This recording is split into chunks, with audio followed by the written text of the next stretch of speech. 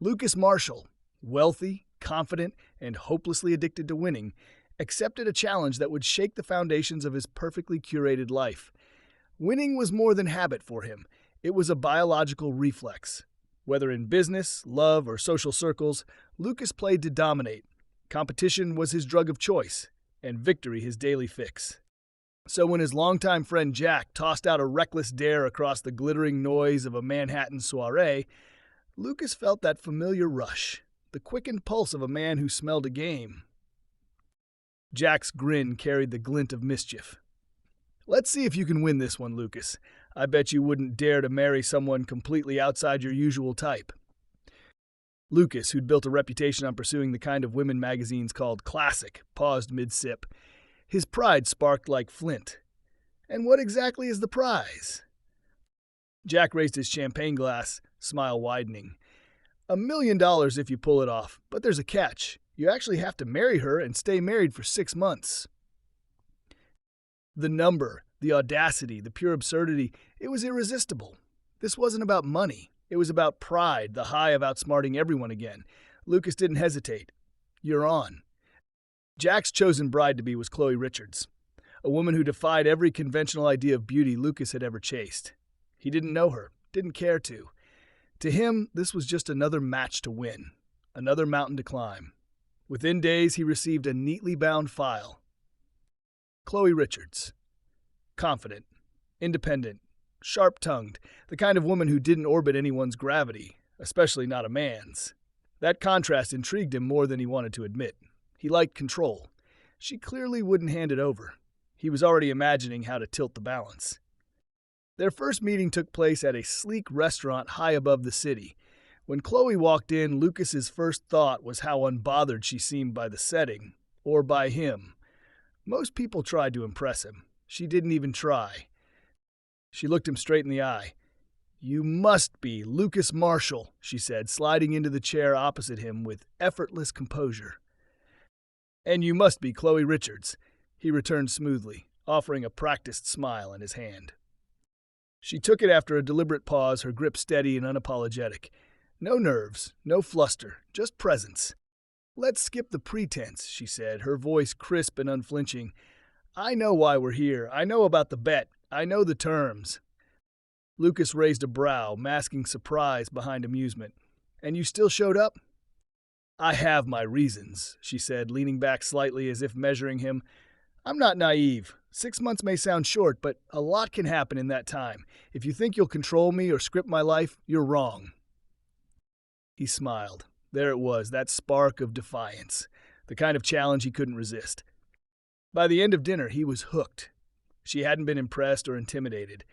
That alone made her unforgettable. Something about her indifference gnawed at him, challenged him to reassert dominance.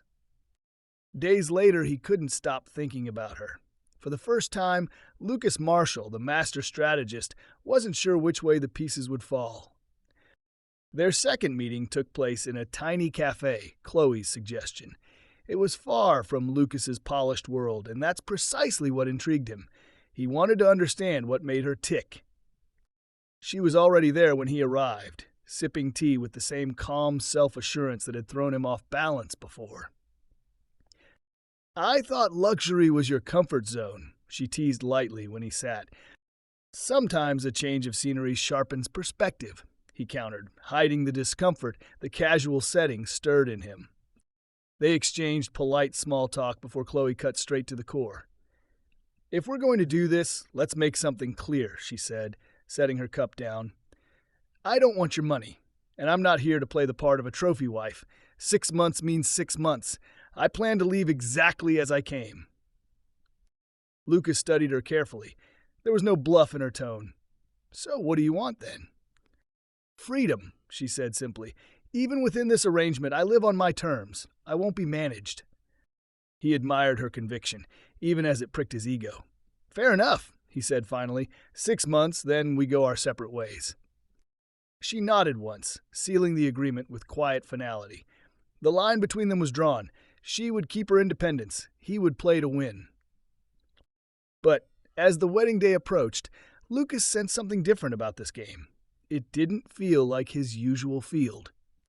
The ceremony itself was almost cold, an exchange of signatures, not vows. To him, it was another contract, a countdown to $1 million victory. He whisked her off to his penthouse after, confident that his world of glass and grandeur would bend her resolve. But Chloe didn't flinch. She walked through the luxury as if immune to its spell, turning to face him with calm certainty. 6 months, Lucas, not a day more. He smiled, sure she'd change, they always did, but Chloe Richards wasn't they. At first, Lucas treated the marriage like a calculated match. Every move was meant to impress, to dismantle her defenses. Jewelry boxes gleamed on nightstands, couture dresses appeared overnight, invitations to private resorts slid across her breakfast plate. But Chloe refused them all, calmly, consistently. "I don't need this, Lucas," she'd say with disarming composure. Her words cut deeper than he'd admit. He'd built his life on the certainty that everyone had a price. She didn't. That terrified and fascinated him in equal measure. It stopped being about the million. It became personal, a battle for dominance he couldn't afford to lose. He told himself he was testing her strength, but what he was really testing was his own need for control. He began pushing boundaries, subtly at first. He insisted she quit her job. What was the point of working when he could provide everything? He started adjusting her schedule without asking, dictating plans, changing dinner reservations, controlling small details until they stacked into something oppressive. Yet Chloe didn't bend. Each attempt to corner her only sharpened her resistance. Their home turned into a silent war zone, every conversation a potential spark. Lucas found himself speaking louder, standing taller, as if height alone could reclaim authority. Chloe, meanwhile, wielded silence like a shield. One night, frustration cracked his composure. "I don't get you, Chloe. Anyone else would kill for this life. Why isn't it enough?" She looked up from her book, her expression steady and painfully clear. "Because I want something you can't buy, Lucas. Respect. You think money equals worth, but you filled your world with things, not meaning. That's why you're empty." Her words pierced something inside him, something raw and unguarded. It was the first time in years anyone had made him feel small. Instead of retreating, he retaliated. He tightened control, engineered small inconveniences to keep her dependent. Missed phone calls, canceled plans, subtle sabotage disguised as protection.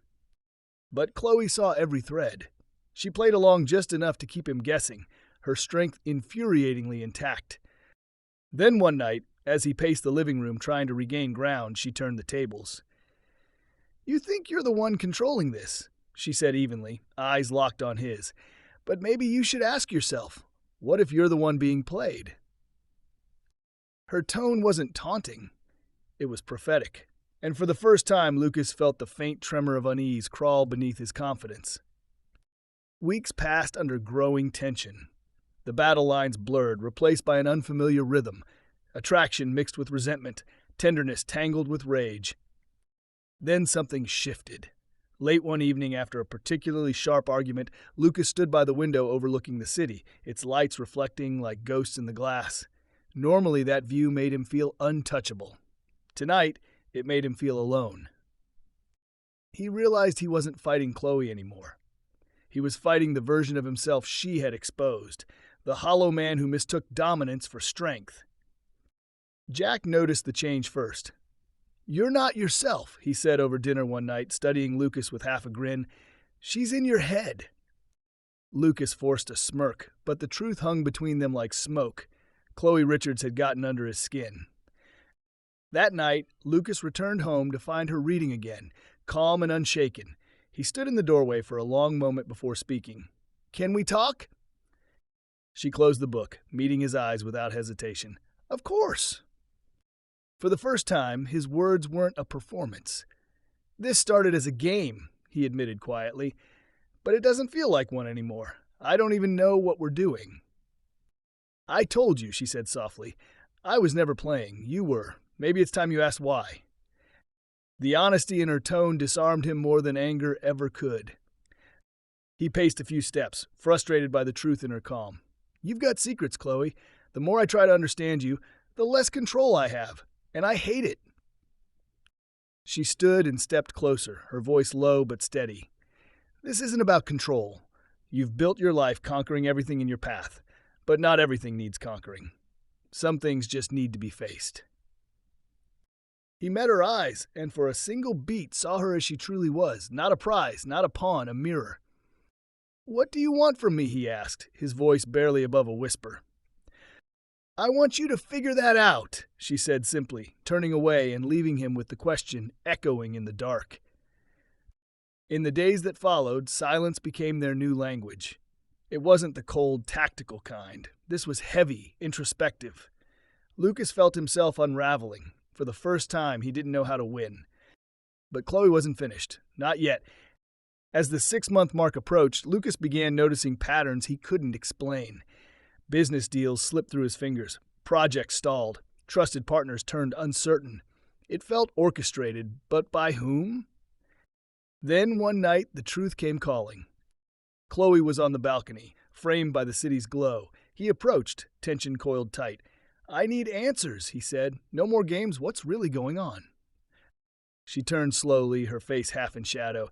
"Are you sure you want the truth?" He nodded, pulse hammering. "You never realized who I was," she said, voice like glass. "But you destroyed my father's company. You didn't even remember the name. You wiped out his life's work, and when it collapsed, so did he." Lucas froze, disbelief draining the color from his face. "What are you saying?" "My father," she said, her voice breaking. "He lost everything because of you. And then he lost himself. He ended his life." The words slammed into him like a physical hit. "I planned this, Lucas," she continued, fury now tempered by grief. "When I heard about the bet, I saw my opening. I wanted you to know what it feels like to lose control, to be manipulated, to hurt." He stared, breath shallow. "Chloe, I didn't know. I swear I didn't." "No," she said, eyes burning. "You never cared enough to know." The silence that followed was suffocating. For the first time in his life, Lucas Marshall, the man who always won, understood what real defeat felt like. The confession shattered something fundamental inside Lucas. For years, he'd prided himself on being untouchable, sharp, ruthless, always 2 steps ahead. But standing before Chloe, he saw himself through her eyes. Not a winner, but a man who'd built empires on graves. He wanted to defend himself, to rewrite the past with words, but no words could reach her now. "You don't get to talk your way out of this," Chloe said, voice low but precise. "You erased lives, Lucas. My father was one of them, and I'm here so you'll never forget it." Then she walked away, leaving him alone with the echo of his own destruction. The following days blurred. He moved through the penthouse like a ghost, haunted by the weight of what he'd done. The world outside still called him brilliant. Inside, he felt hollowed out. Chloe's silence became its own punishment. She didn't scream, didn't cry. She simply stopped acknowledging him. At breakfast, she stared past him. In the evening, she vanished into another room. The distance wasn't noisy. It was surgical. Every ignored glance carved deeper than rage ever could. Soon the consequences began to creep into his empire. Board members grew restless. Key deals slipped. His name, once synonymous with power, started gathering whispers. He suspected Chloe's hand, subtle, invisible, devastating. "Are you doing this?" he demanded one night, his voice trembling between anger and fear. She met his gaze with chilling calm. "I'm not destroying you, Lucas. I'm just returning balance. I don't want you ruined. I want you aware. You'll live with every crack, knowing exactly how they formed." Her words hit harder than any revenge could. He'd always feared loss, but now he saw something worse. Awareness without escape. Days turned into weeks. He tried to rebuild bridges, to make amends, to speak. Every attempt fell into her silence like stones into a well. Then one evening, after another day of unraveling deals and sleepless guilt, he found her by the window reading again. The same calm posture, the same unbearable distance. "Chloe," he said quietly, "I know I've hurt you. I can't undo that, but can we at least talk?"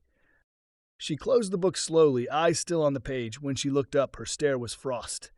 "Talk?" she repeated. "You think words fix this? You built your empire talking, promising, manipulating. Words are your weapon. They mean nothing to me." "I'll change," he said, voice cracking. "I swear I'll—" She cut him off, rising to face him. Change doesn't bring back the dead. Change doesn't erase what you took. You're doing this for yourself, not me. You want relief from guilt, but guilt is the only thing you've earned. He stood there, broken, the truth sinking in like ice through veins. From that night on, Chloe's revenge evolved from overt pain to quiet dismantling.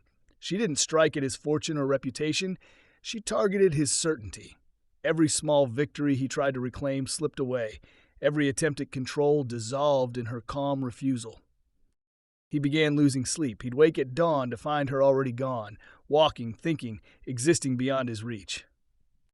Then came the night she stood over him, composed and resolute.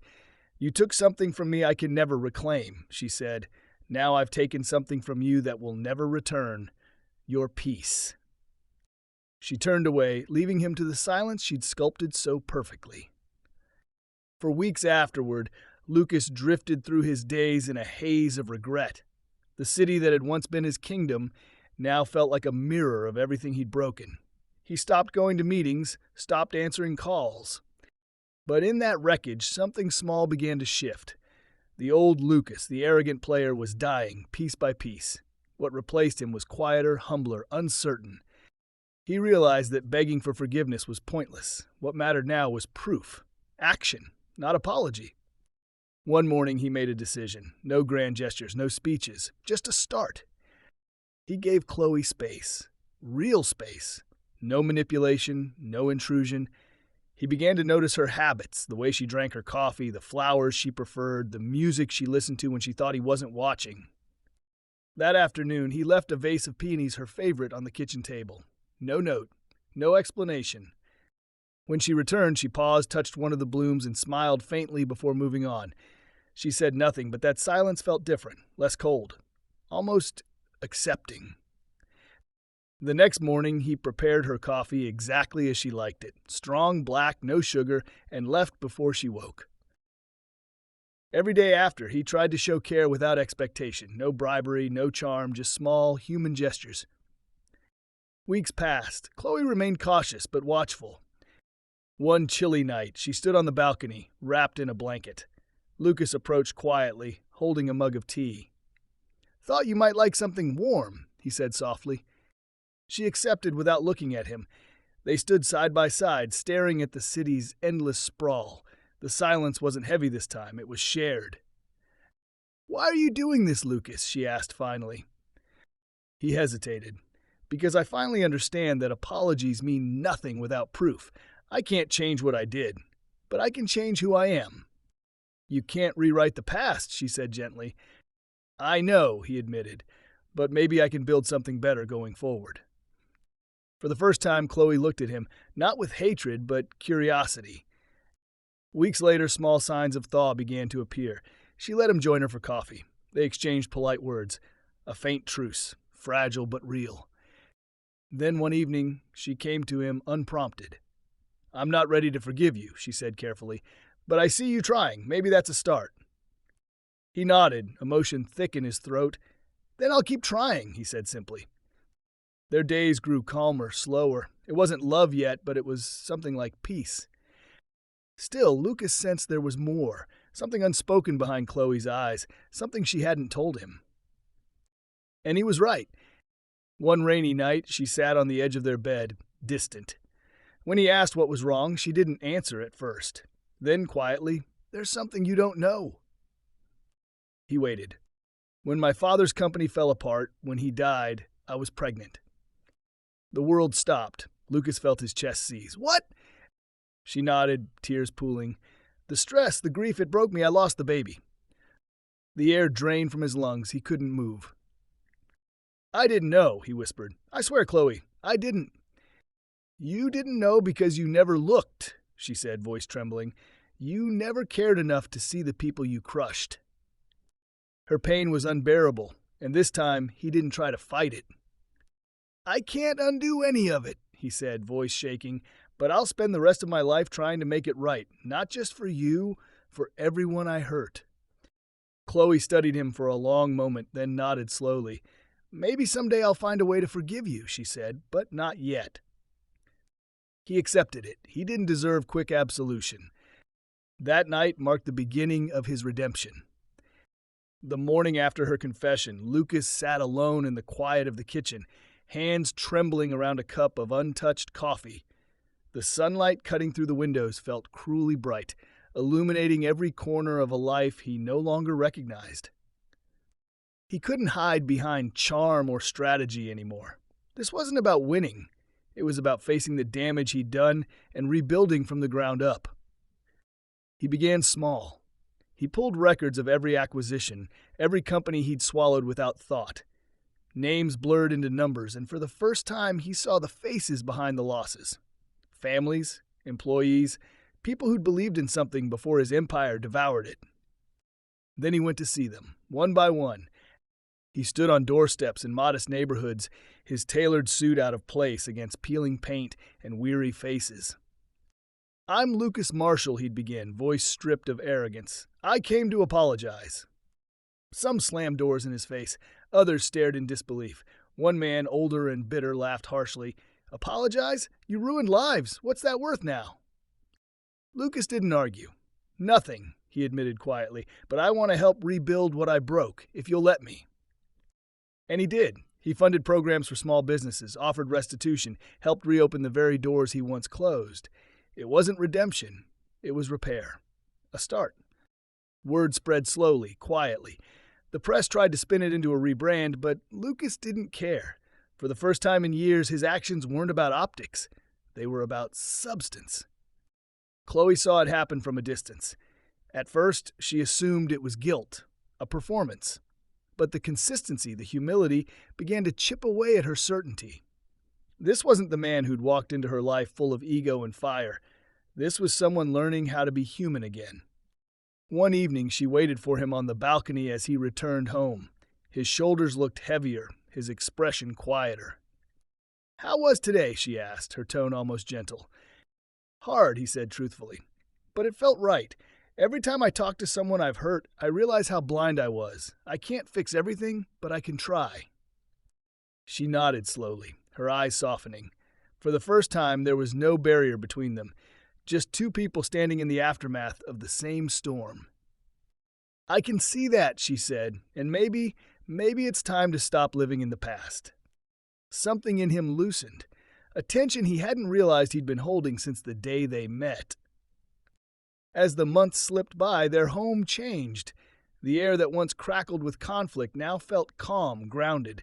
They shared small dinners, light conversations, quiet laughter. Forgiveness wasn't complete, but peace was finally possible. And somewhere in that stillness, love began to grow, not the reckless, fiery kind Lucas once mistook for desire, but something steadier, something real. The 6-month mark arrived before either of them noticed. That evening, Lucas prepared dinner himself, simple, imperfect, honest. When Chloe walked in, he stood waiting, nerves barely contained. "Our agreement ends tonight," he said, voice soft. "But I don't want this to end. I love you, Chloe. Not as a challenge, not as a prize. I love you for who you are, and for who you've made me become." She stared at him, emotion flickering across her face, then smiled, a quiet, genuine smile that felt like sunrise. "I love you too, Lucas," she said finally.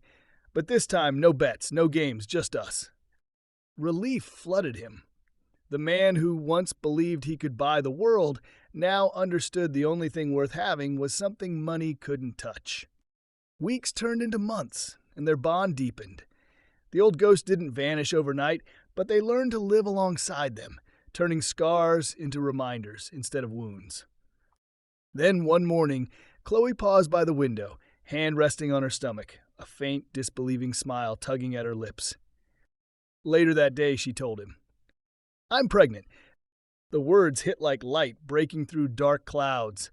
Lucas froze, then laughed, an unguarded, joyful sound that startled even him. He wrapped his arms around her, holding her as if she were the only truth in the world. "This time," he whispered, "I'll get it right, every moment." She smiled, tears bright in her eyes. "I know you will."